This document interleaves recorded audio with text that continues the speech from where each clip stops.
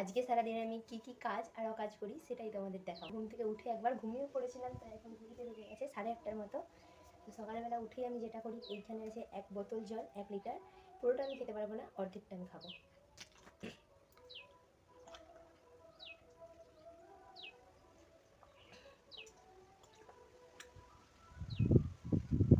অর্ধেকটা হয়নি, আরেকটু আছে।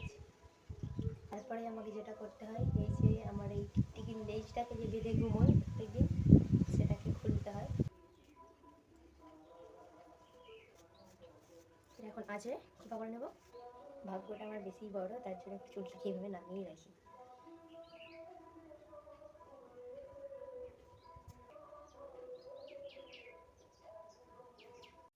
স্নান করাও কমপ্লিট হয়ে গেছে, এখন আমি পুজো করবো।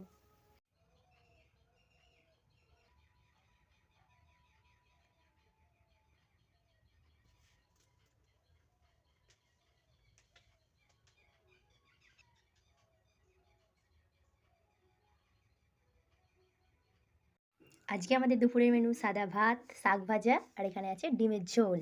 মায়ের হাতের এই ডিমের ঝোলটা খেতে আমার দারুণ লাগে। আজকে আমি রান্না করেছি, খেয়ে দেখবো কেমন লাগে।